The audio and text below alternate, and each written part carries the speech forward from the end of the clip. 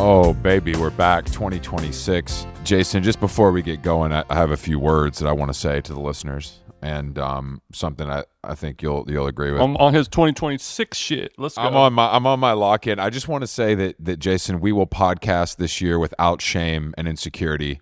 We will make no apology for what we believe. We will not abandon our principles for fear of being deemed radical. We will replace the frigidity of rugged individualism with the warmth of collectivism. And I just want that to be very clear up front, Jason.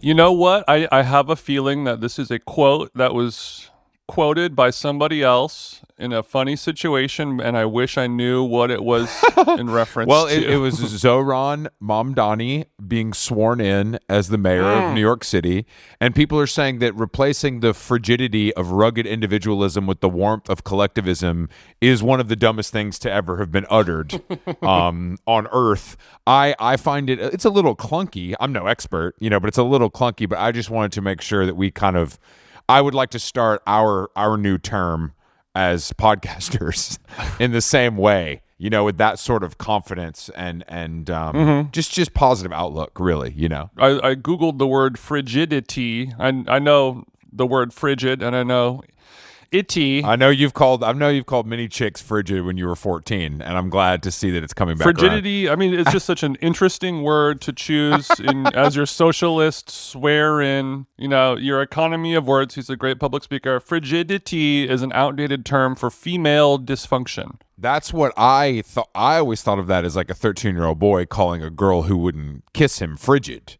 Is the way that term was? What in Victorian? No, that London? That was definitely a thing when we were kids. Maybe not in SoCal because you guys had your own slang. This chick fucking sucks, is what we would say, and you say, I find her positively frigid. She's absolutely frigid.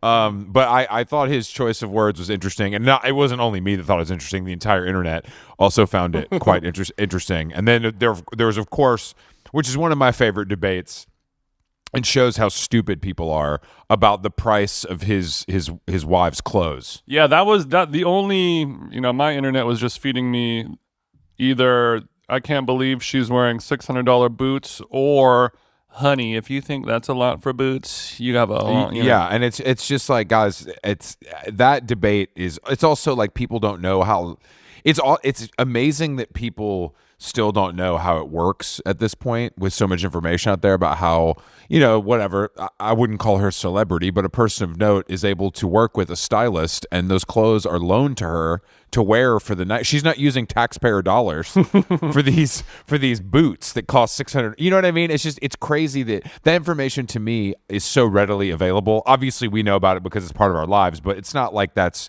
some sort of secret code. That's not Illuminati info that people don't have access to. Yeah, but we all need ammunition, and we choose to believe. Yeah, we choose to know what we'd like to know. That puts ammo in our gun. In the storage wars, we need all the ammo we can get, don't we? Yeah, dude. Let me tell. Yep. Dude, let me tell you about first yup of 26. Let me tell you about storage wars, big dog, because I had an interesting. Oh, you like my segue? I love it. I love. I threw out a bone, and this dog started sniffing. So I was I'm not going to say forced, but I was encouraged to go to our storage space here in New York to sort of do some tidying. When you say our, you mean you and your wife, not me, not our How Long Gone storage space that doesn't exist. Yeah, not our How Long Gone. So we go to the storage space, which is actually fine, but the day before, I'm getting antsy. You know what I mean? It's like, I feel like this break has been fucking 6 months long. The emails are not coming in. It's been almost 2 weeks, holiday break. Just imagine if we had kids, how fucked up it would be, right? Dude, the refreshing isn't doing anything. You know what I mean? Like, nothing new is coming up. So I'm like, what? The refreshing of your browser, you mean? Exactly. So I'm like, all right, fuck it. Yeah, you know what? I'll probably... The drugs don't work. It'd probably be good for me to go through my storage. Not only can I get rid of some stuff, but I could also maybe find some vintage gems from the Chris collection that could be put back into... I spun it as a positive, but... You're going mining for gold. Just you wait. So I'm like, oh, you know what? I remember going last time we were moving, and it was quite difficult to see. It was, it's dark. It's a storage space. It's like the storage space itself has no lighting. It's temperature controlled, of course. Ironically, you have many lamps in there, but none of them are in working order right now. Literally. So I'm like, hey, Alex, I'm going to run down to REI and get us some headlamps for this kind of reorg. And she was like, you're a fucking idiot. Like, we don't need headlamps. And I'm like, spelunking ass. And I'm like, honestly, I know this sounds crazy, but the Petzl fucking headlamp is $20, and I think it's going to make our lives a lot easier because I need both hands. I can't have a flashlight. I can't have a flashlight. I can't have a phone. And let me tell you what, Jason, these headlamps, one of the most genius things I've ever done. One of the most I looked stupid, and that's fine, but I was able to organize and move at a pace that would have been virtually impossible without both hands free. Okay, so you had one hand to film yourself and then one hand to go through the t-shirts, and then all was well. Is that what you're saying? Exactly, yeah. Okay. I found 3 Wilco t-shirts I'd forgotten about. Several pairs. That'll come in handy for exactly down in Cabo San Lucas Way. Maybe pull one for me too, would you? I think I'm going to try to wear a different Wilco related shirt every day.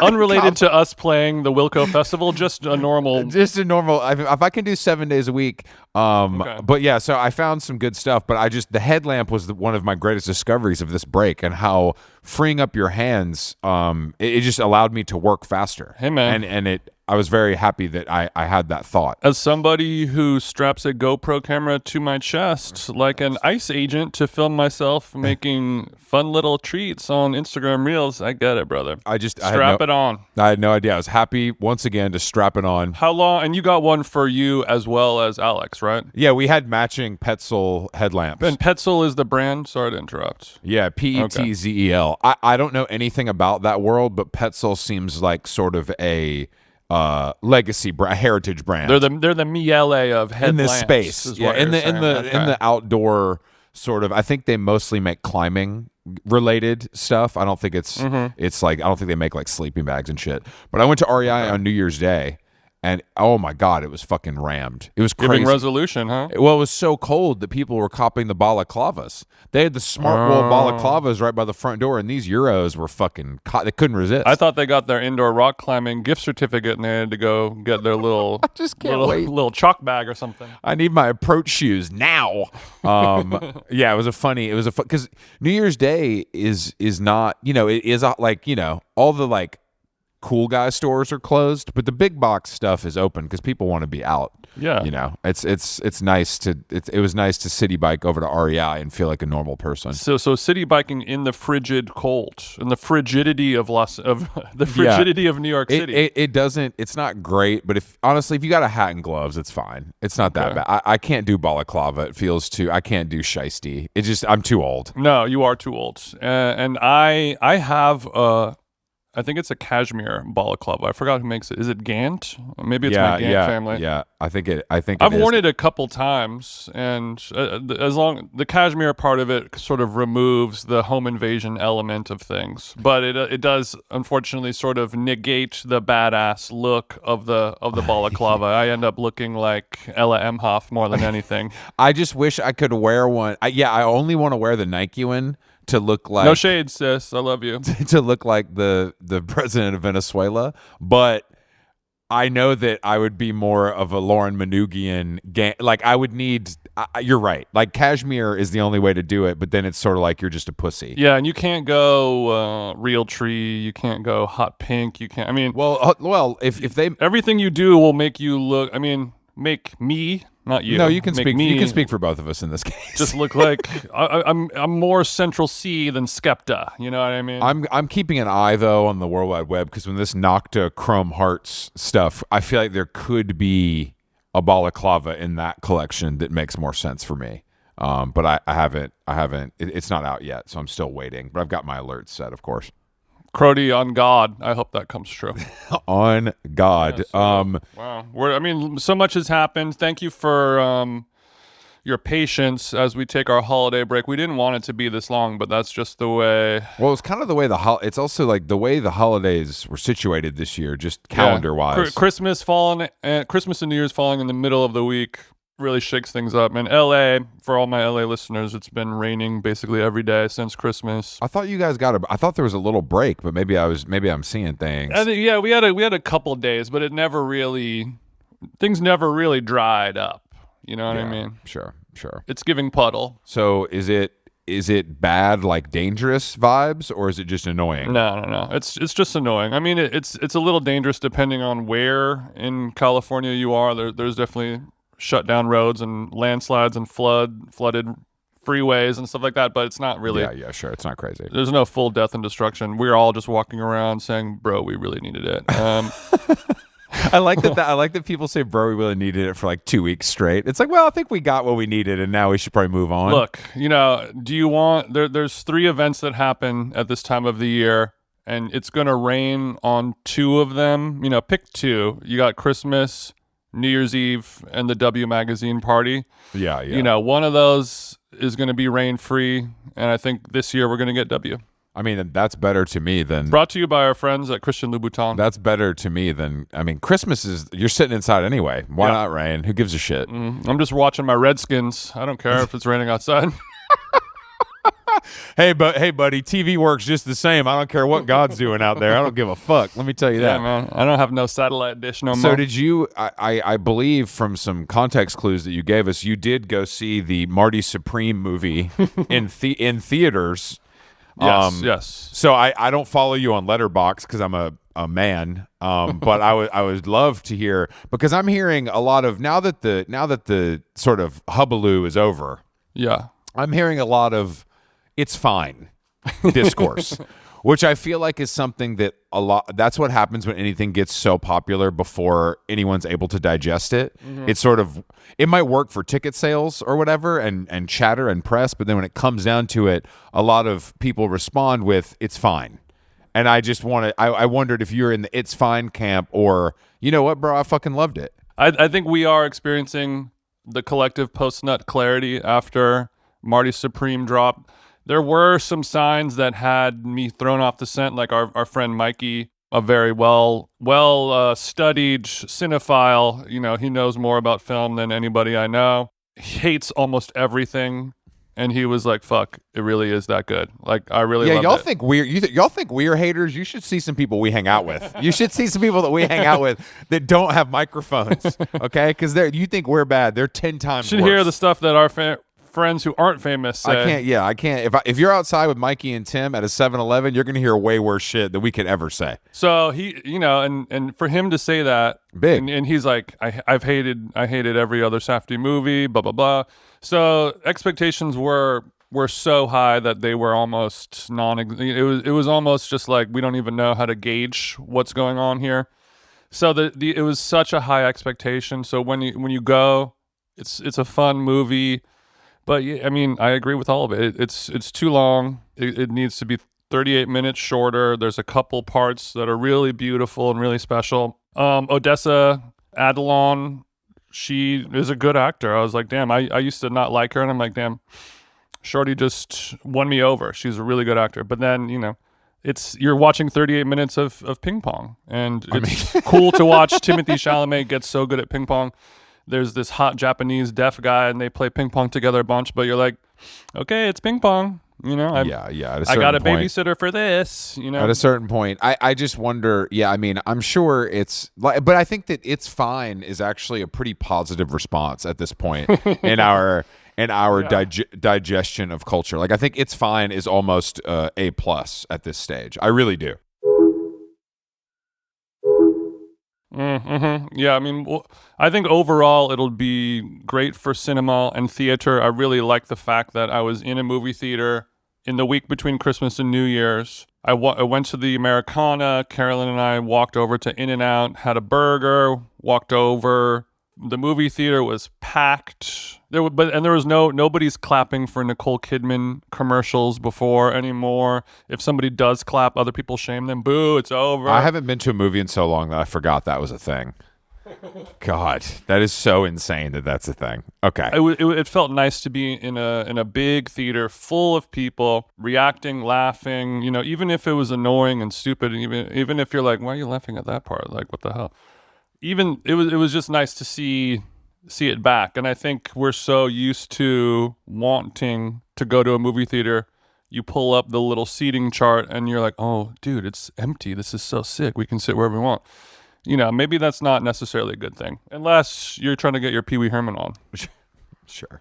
trying to stroke my shit to Marty. And on Marty, there's this big fat guy who was like a friend of his. He rules. Great. Yeah. Love Big Boy. I read. Well, he's like a full like street cast. Like, Oh, really?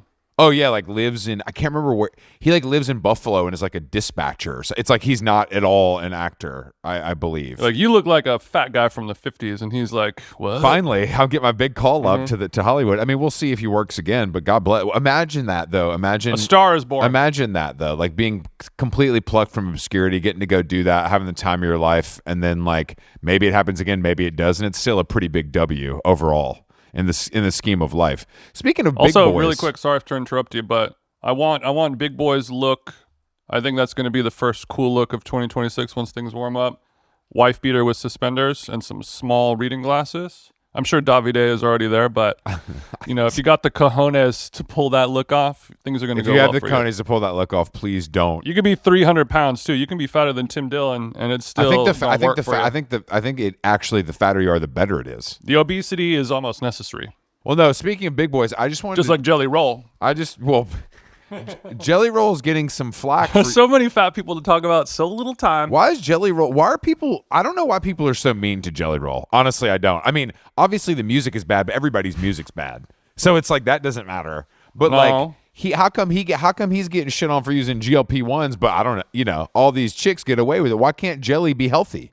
Why? Like, is it just because his name? Like, because he's named after a donut, you can't let him lose weight? I mean, that is a big part of it. I think that his name is so tied to obesity that it is really hard to parse those two things out.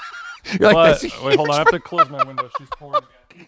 Son of a bitch. Yeah, but people just don't like it when people go from being a smiling, lovable fat guy to sunken cheekbones, looking like 007 shake type shit. But he doesn't look. But that's the thing. He doesn't look that good. It's not like he looks. It's not like he's taking his shirt off and he looks like Channing Tatum in fucking Magic Mike. He doesn't. Like, it's looking like the Dune movie. With that stomach comes out. When you lose 100 pounds out of 400, it's amazing for your health and your mental health, and I'm sure your general well-being. But you're not like it's not like you can't tell who it is. It's like to me, it's not like some crazy transformation. But I guess Jelly did admit he was having a tough time with his little baddie wife, and now that he lost weight, little Jelly's on chub. Is what he's kind of been quoted as saying. So I'm happy for Jelly, and I'm sick of the mess talk about him. Lil Jelly's on chub. I just think I really don't understand why he gets. I mean, like I said, I know his music is bad, and I know the whole thing is insane. But in the scheme of celebrity, to me, he's actually pretty harmless and seems to only want to do good. Sort of, you know what I mean? Like, I don't think in a way that, but he has a guilty conscience. He's righting wrongs. You know, he was pardoned by the Nashville or like the Tennessee governor for armed robbery and drug. You know, that's fine. Nobody died. He's fine. If you don't kill anybody, get pardoned. Armed robbery is a victimless crime. You are right, Chris. I mean, I'm saying if nobody dies and it was 20 years ago or whatever, he was probably 18. I'm not saying it's good. Obviously, it's bad. I'm just saying that I think as far as celebrities go, there's many more sinister celebrities for us to focus on than him. I think it's all karma. I think this is all Allah, the big man upstairs, and I think he's like, look, Jelly, you did some bad stuff. You're not the worst guy in the world. It's fine. I'm going to give you, $100 million and worldwide fame and adoration, change your whole life, turn it around. It's going to be so good. There are going to be a couple little speed bumps, and that's just what's going to happen. Look, I hope him and Bunny XO make it. I think they're a great couple. Is that the name of his lovely lady? Yeah, Bunny XO. Yeah. yeah. I'm sorry to be the one to tell you that, but yeah, we're going to have to wait for the divorce court public hearing to find out what her real name is. Well, there are a lot of big guys in the news because I also was sort of flooded on my TL big guys in the news today with this mask stuff with Judah Friedlander, mesh hat wearing comedian Who was on? What was he on? 30 Rock? He was on 30 Rock. He wore a different novelty mesh hat that had a funny little quirky message. It's very 2004. One of the worst dressed guys of all time, for my money. America's schlub. But I guess his new cause is he's like immunocompromised. I wear a mask everywhere. That's my entire life now. Mm-hmm. And beloved liberal Jon Stewart made fun of him. Is that what? Am I understanding this correctly? He didn't make fun of him, but Judah Friedlander did not like that Jon Stewart was sort of poking fun at people that are still in 2025, 26, masking in public and being, super citizen social distancers. Who doesn't make fun of that? I thought that was sort of like, I didn't know that. I mean, I guess Jon Stewart has a larger platform. Well, yeah, I think it's sort of like, like you said, liberal guru, liberal god Jon Stewart, that it's unexpected for him to say something like that in the eyes of him versus, if Shane Gillis is making a joke about it, it's not going to be strange, and it's like, what are you going to do? Yeah, I'm just going to make fun of you more. Whereas Jon Stewart, he feels as if he could get through to him, make him feel bad, maybe make him apologize. I don't think it worked, did it? I didn't see any. It did not work. Good. No, it did not Thank work. God. Jon Stewart, as annoying as I find you, stand your ground on this. Because Judah Friedlander is a bee buzzing around your ear. You can this is not, I just can't believe that people, I don't know, that being your cause is so crazy to me. Like, just do it. Yeah. If you need to do it, just do it. It's all good. Fighting against a guy who's, I don't know, 100% more relevant than you is not a battle you're gonna win, no matter how much you love your mask. Yeah, I mean, and I sympathize for people who are in that situation where they truly are immunocompromised and their life is difficult and they do have to wear a mask all the time. But also that the ship has sailed. Not to be a pessimist, but like, wear the mask. No one's gonna make fun of you for wearing a mask on the train or whatever. It's normal. I'm on the plane next to someone's wearing a mask. I don't give a shit. It doesn't matter. But also, just realize that no one else is going to wear a mask all the time just because of you. Like, society and humanity is past that. And it never was there. People need to really understand that as a society. Which is all bad. I don't think this is good at all, but that's I do. I think it needs the way the earth goes. No, I think it's every man for himself out here. And once you recognize that and understand it, life is easier. It's not the best way it is, but that's the way it is. And that's how you got to understand it. No one gives a fuck about you. Yeah. As a survival method or a survival technique, you have to do that. Otherwise, you're going to turn into a crazy cat lady, Judah Friedlander. Every day you got to remind yourself that no one gives a fuck about you. And that is the best thing that you can do. For better or for worse. In terms of hoping people care about you and in terms of hoping people are not hating you right now. No one is thinking about you. No one. Good or bad. Literally, no one cares about you at all. And that is definitely true for Judah Friedlander. My DMs would say otherwise, but for you listeners, it's tough. I also, in the food space, on one of the windiest days I've ever experienced, it felt like Michael Jackson getting blown into the fucking Hudson. I went to that grocery store, Meadow Lane, that was a viral moment because the little bitchy gay owner You went to Gay Erewhon? I went to Gay Erewhon because it was like we were over there. Everyone knew you? There's one of the best stores in New York is right there. La Garçon is right there. So we were like, all right, let's go to La Garçon. It was just like, let's go. And then we went in and I didn't realize, like, I thought it was like a grocery store. Like, I literally thought it was like Happier Grocer, Erewhon, whatever. It's literally like only prepackaged foods and a few like random vegetables and like a full coffee bar and like merch, of course. Okay. But I am very disappointed to tell you that the product was absolutely slapping. Okay. It's so good. And this is not, I had an overnight oats, best I've ever had in my life.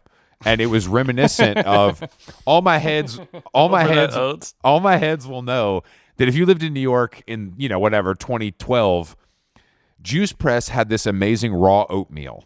And they would serve it to you with a side of berry compote. I would get two, and just so I could have the perfect bite every time.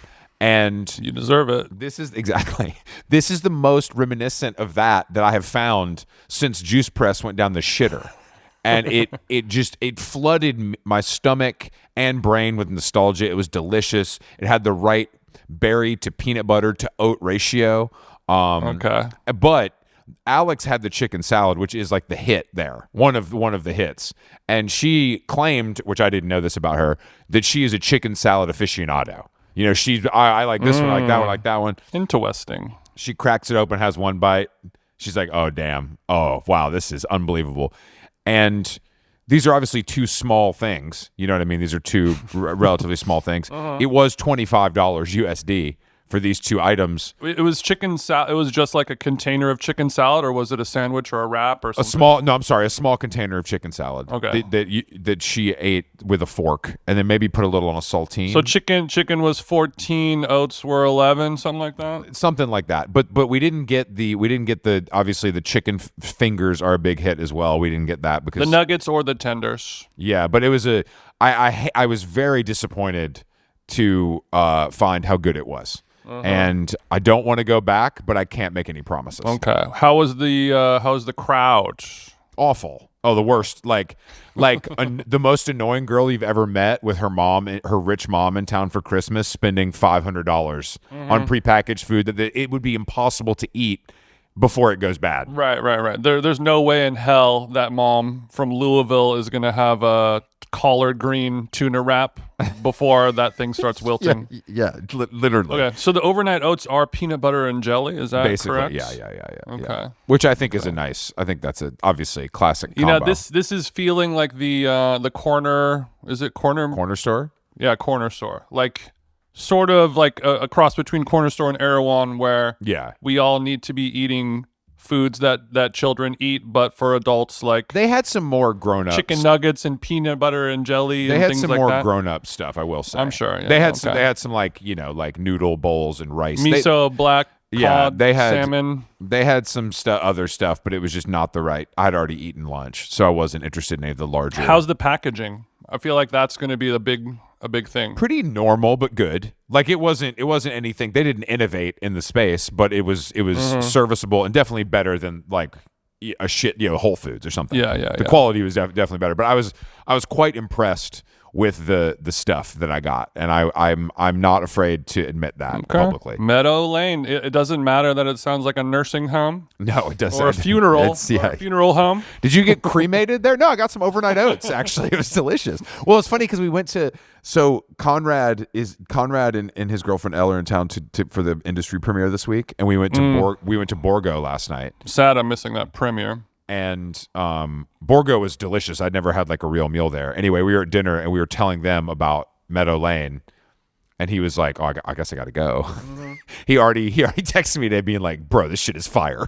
This shit is so good." And I'm like, "Yeah, I know. It's like imagine coming here because London has like a news store that Alex Eagle opened in 1A the Strand that's like their Erewhon that people are like going crazy about, but like it's not. There's one." You know what I mean? Like it's crazy how it's just such a specific American sort of like certain neighborhood, upper middle class. It's just such a funny thing when you think about it through the eyes of someone who doesn't live in New York or LA. Yeah, I think in the next coming years it is going to go widespread all over the country though, because it's like a great way for us to experience luxury, high-end items that are still affordable. You know, you could go and spend $20 and be a part of the upper echelon. Totally. You can record your review of it. You know, you get your likes and your shares, and you get to have a reason to put clothes on. As soon as you just keep inventing things like this, that's like the secret to making it in our, post-apocalyptical world, is just like, what is a thing that people will pay $20 for just to say you did it at the, in the chat room or whatever, just to have something to talk about. I agree. Marty Supreme or Meadow Lane. I also think it's so widespread, like that sort of trend or like life's approach to life is like so available on the internet that you go to you can go to a third, fourth tier city and it would still kind of work. Like I don't think it's that I don't think it's that risky. I mean, obviously the $20 New York price point would have to be 14 or whatever, but it's still twice as much as it should be or whatever. Yeah, of course. You know still what I mean? Double the Piggly Wiggly. But Erewhon, I'm realizing that the Erewhon is also just a pretty great grocery store if money is no object. Like as far as like what you can get in one place, where all of these places are a little more like I went to get the picture. I guess depending on what type of shopper you are. If I don't think they have good animal protein access. Yeah, and the produce is okay. It's not the best. But if you don't, but if you just want to I want to go spend $28 on a box of sweet potato chips, mamma mia, or you want a smoothie or whatever it is, then you are in heaven. I'm just saying I don't think people actually. I think what people think is good is unfortunately based on price and experience and not actual. Oh yeah. Is it good? Of course, is it good or not? You know what I'm saying? Like I couldn't tell the difference between avocado I got at 4 different places. It's like the average Rolex buyer. You know what I mean? They don't give a fuck about all the whatever this and that and the Mike Nouveau stuff. They're like, that watch is dope. I'm gonna buy it. And every watch person is like, what the fuck? You bought that one? You bought the fucking Starbucks one? Wow. You can't let anybody. No one can enjoy anything because there's always someone who knows more and will tell you that whatever you got is not the best one. Which is sort of the basis of our podcast. So we shan't. I mean, I did see a watch. I did see a watch I liked, which is unfortunate. Oh no! Is it under or over 10,000? Oh, way over, way over. It was stupid. Like Mike and his boy Julia. I think they both. It's some Patek, but it's like pink. Is what it's like. It's not actually pink, but it like looks pink, sort of. And there's two. They both had one, but from different eras. But yeah, I don't know. It's like $50,000. Wow, you sounds like you're saying Lil Uzi lyrics. Pink Patek. My Patek, pink. My Patek. I'm looking at a lot of pink Pateks right now. It looks bomb. It's really nice. It was really nice, and it's like a little bit dressy. But I would never spend $50,000 on a watch. That's just too crazy. Mm-hmm. Is it a rose gold? This is nice. Yeah, it is. But the face is also. Is it Cameron pink or is it like rich? No. Old lady It's very pink? subtle. Okay. It's very subtle. It's like barely. You can barely. Like I think if they didn't refer to it as that, you wouldn't even think of it that way. Okay. It's rose gold, but I've never thought about rose gold in my entire life. Okay. Well, we do a good this year, Chris. We're going to ask God for the Pepto Patek. I've already asked him, but he's not responding right now. He had an out of office on. You know, it was just Christmas, bro. Give it a week. Can you just give it a fucking week? Did you also, something I've seen a lot online and have done no research about is also the basis of our podcast. The Bill Simmons movie list that everybody's freaking out about, like Bill Simmons did something funny, or it's because the nerds that like movies too much couldn't believe that he just liked rom-coms. Is that the basis of it? I saw a couple things where there was like a clip of him and they're like listing the top 25 movies or whatever, and he named Limitless as number 16. And I guess if you are a film enjoyer, that is enough to bring snot out of your nose. But have I seen Limitless? Oh, okay, Limitless. I don't even know what that is. I mean, I know the name. I know what it is, but I don't know. It's an American science fiction thriller starring Bradley Cooper and Robert De Niro from 2011. Don't let De Niro and Coop get in the room together. You're about to have one fucked up little sandwich. I saw another clip from that conversation where Bill Simmons says Mila Kunis is a 15 out of 10 on the cute scale. Honestly, everything that Bill Simmons is doing right now is, as a known ringer hater, Bill's bringing me back with this stuff. This is actually cool. This isn't fucking dorks debating, box office sales or plot lines. This is a guy just keeping it a stack. Maybe old Bill is like, the Viore money is getting to my head. We had a 2026, powwow with the C-suite. 20% more Barstool. Barstool's eating our lunch right now. They're fucking killing us. We're kind of the bitch compared to them. Let's start talking about how chicks are hot a little bit. Let's start talking. But then when Bill does it, it's not like, dude, Sydney Sweeney has fucking dope ass tits. He says Mila Kunis is 15 out of 10 on the cutie scale. Saying Mila Kunis is a 15 out of 10 on the cutie scale is I don't even think that's gay. Like that's not even like commenting. That's not even going to bother It's like anyone. something that your mom says about their new grandchild. Yeah, that is not Not a chick that you want to have sex with. He is not sexualizing Mila whatsoever. That's very like, I think that is really who he is the thing, which I appreciate the honesty. Yeah. Let it out. I mean, she is a 15 out of 10 on the cutie scale. You know what I mean, Bill? You ain't wrong. I can't disagree. Let's see here. Sprinkles has closed. R.I.P. I had it just a couple weeks ago. Actually, is that down true? In Newport. Yes. All the ATM, cupcake ATM gone. I know. I did hear this, and do you think the cupcake era has been dead for a long time, but do you think, I kind of thought maybe the ATM would survive because of, it's still a novelty and people still hate talking to other people, but do you think it's because now we can go to a bakery and wait in a line, and I'd rather do that than get a cupcake super quick and just gobble it down?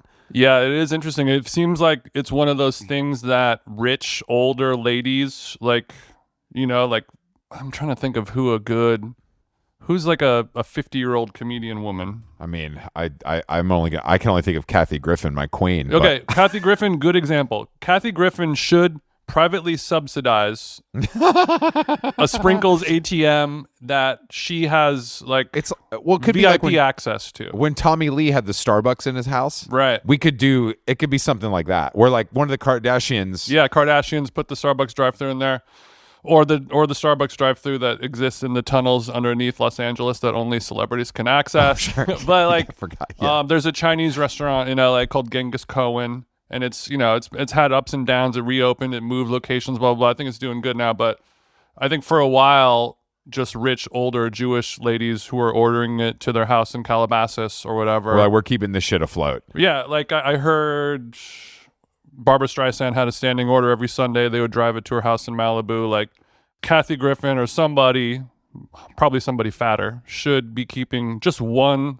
And they could do it all animated with AI and robots, and then the little small cart that drives down Santa Monica Boulevard brings the cupcakes to your house. I like this. I think this is I agree. I think that Sprinkles, the IP is so valuable. Or at least Sprinkles should release the Sprinkles files, release the recipes. I don't know if I've ever. It should be open source code. I don't know.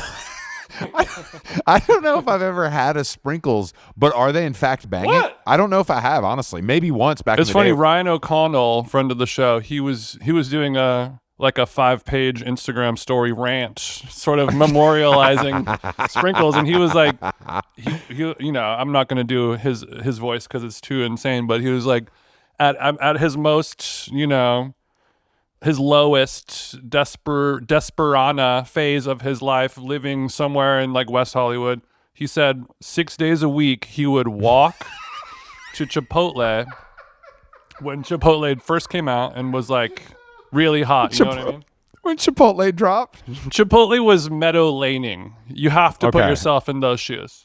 Put yourself in his... I'm there mentally. I'm getting there. In his checkerboard Van slip-ons or whatever he was wearing, walks to Chipotle for lunch, has a carne asada burrito with extra cheese and sour cream or whatever he's ordering, then walks to Sprinkles where he gets 4 cupcakes. Oh my God. And eats 2 of them on the walk home and then saves 2 to eat later in the day. He said he did this 6 days a week and was rail thin.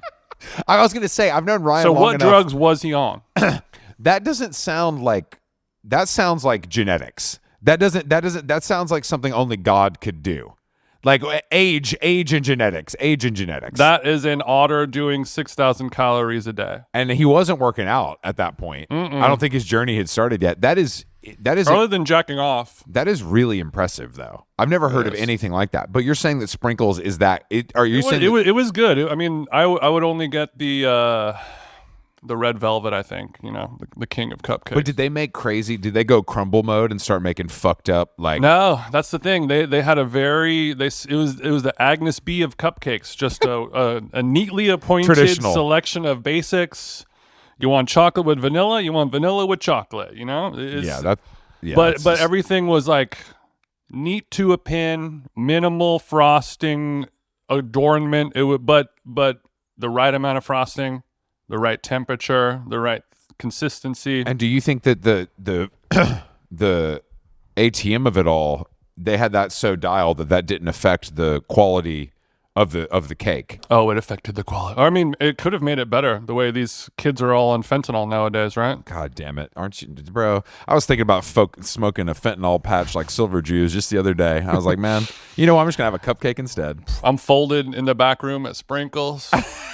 Dude, that sounds, damn, now I want to have one. But I think they did that kind of thing where they like shut down overnight and all stores are closed, like January 1st type vibe. Like I think it was like, we're out of here. There's no like, all right. It's like horses. Last week. Yeah, dude, are the rumors true? Can we confirm that enemy of the show, Horses, has closed?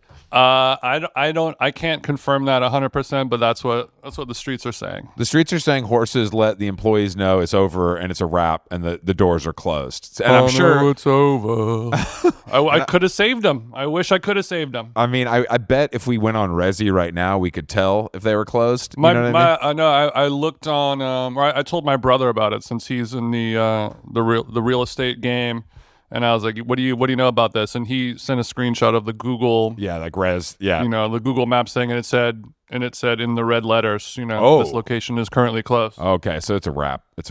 Well, too bad. Look, not every horse can be tamed, brother. Hopefully, it would be cool if it just turned into a bar like it used to be. I had some great nights. Turn it back to the pikey. I had great nights in coaching horses. Like I had a lot of that was like you could walk there from the standard if you needed to. Mm-hmm. It was dark enough to do a bag at the table. Yeah. It was that's what a bar it was what the pikey I know was good, but it was like a fake dive bar. You know what I mean? Which is always tough to pull off. But I think it should go back. I mean, I know no one's drinking anymore, so I guess that's tough. And real estate, especially, on Sunset Boulevard in WeHo, you're going to have to sell a lot more than just 17 Guinnesses a day to keep the lights on. There's only so many G's getting split to keep the lights on. The profit margins on Yorkshire Pud, not ideal. Razor thin. What did you do on New Year's Eve though? I just went to Eric and Cassie's house. We just went over there and hung out basically and left at 12:30. Okay. I couldn't. Okay. The Dare was DJing. And we were in Carroll Gart, I don't know, somewhere in Brooklyn, and I was like, I can't go all the way to the East Village for 30 minutes, and I don't know. I think unfortunately, I've officially hit the age where I got to just stay in. I got to stay in, or I got to be out of town. Right. I've noticed a lot of people have gone out of town this break. More than normal, I think. Yeah, it's just. Or maybe I'm noticing it because I didn't go. Well, I think it's a little bit like we are. I don't know. I feel like when you can go out of town whenever you want, I'm a little bit like, do I need to go out of town at the most expensive time when every other person on earth is out of town? Because New York is dead in a nice way. Mm-hmm. Like New York is like, there's no one on the streets except tourists. It's pretty mellow. The gym is quiet. It is nice. So traveling for the holidays, unless of course we have we're in the Gulf Stream. Is sort of bridge and tunnel amateur night, amateur hour. Not even that. I'm just saying that I am in a fortunate enough position where if I need to go anywhere, I can just go, and it's not going to be triple the price. Bro says, "I'll change the weather." I'll change the weather, bro. It's nothing. I'm a sun chaser. I'm gonna be down in the Keys, growing my beard out. I don't need to do this.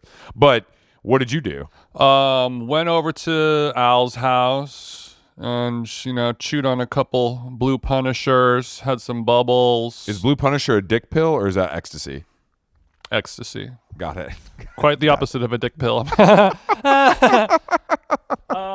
that sounds, I mean, that's kind of what we did too. No, that was good. But we were pre-gaming and we went to a party which ended up sort of being the gay comedian house party. I don't know that many gay comedians. It was Whitmer Thomas, me, and he's gay, technically. Whitmer Thomas, me, and then 100 gay guys. I love Whit. Shout out to Whit, man. I need to tap in with him. One of the greats, honestly. One of my fave. He's been killing it. I feel like he's becoming.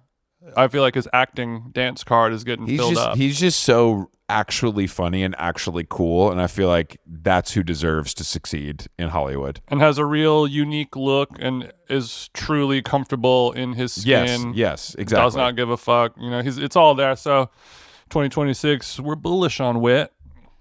take that to Poly Market. But Bowen and all the gang was all there. Did you get confronted by any of these guys? Not for sex. I just mean like for talking shit. No. Of course not.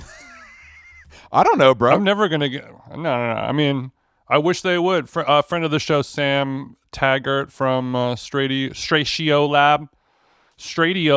He was there with his man, and I had a funny run-in. Sam and I were talking about LA restaurants and how he's acclimating, moving from New York to LA, and this and that. And then his husband came over, and he was like, "Yeah, it's been hard finding restaurants, but do you know this podcast, How Long Gone? Like, they talk about food restaurants in LA, and that's been like a good guide for me so far." Dude, and what? Sam was That's like, so awesome. "Honey, this is How Long Gone." Dude, and then that we is so had quite awesome. a laugh for a while. But I like those interactions. I mean, it was the first gay guy listener of our podcast who'd never bothered to see what we look like. Yeah, people, and even when we posted that is to say, I'm just so proud of myself for a guy listening to me podcast. It's just like, we like fucking with you, sight unseen, in a love is blind kind of way. I think most people are more interested in what we have to say than looking at us, and I think that's proven wrong. When you do this, when we put up that thing, people, like, several comments are like, "Oh, I can't believe it's crazy to see what they look like." I'm like, it's not like it's a secret. It's not like we're Ion Pack in 2017. You know what I mean? Like, it's pretty easy. You can Google our name and find hundreds or thousands. That's what I mean. I just would go never. To my IG. It's nothing but selfies. I feel like I know what everybody looks like. Yeah. Like I for better or worse. True that. But yeah, I guess you can avoid it if you want, which is nice. That's the beauty of podcasting. Yeah.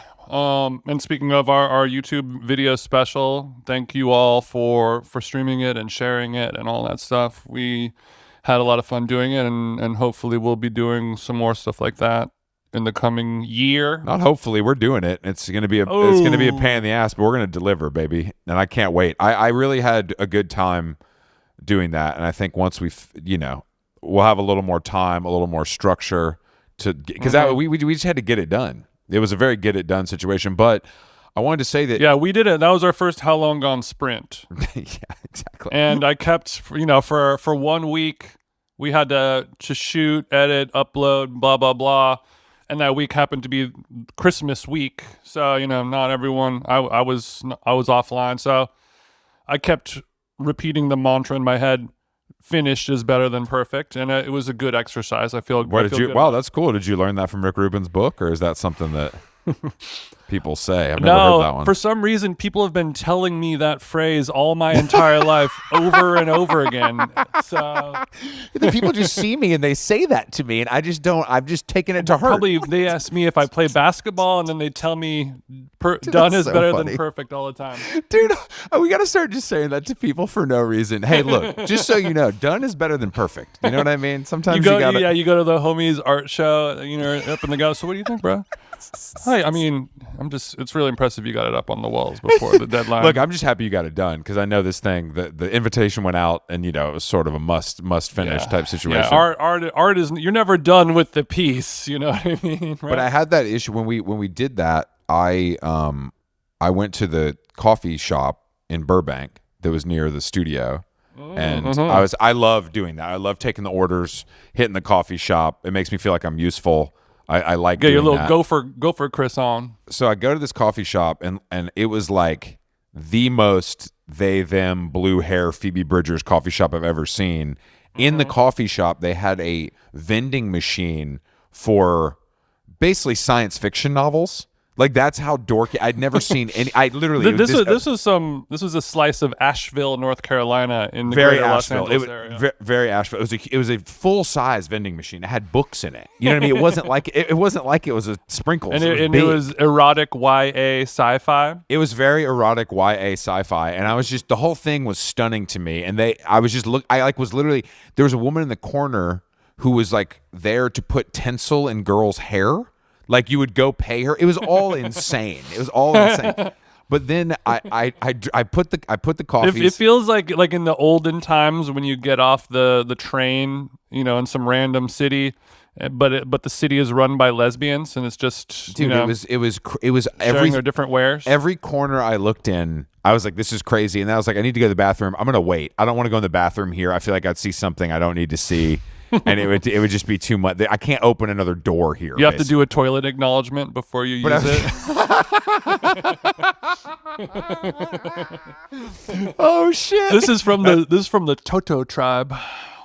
So I get the coffees, and it's a full holder or whatever, Yeah, the little recycled drink caddy. You know this shit was recycled.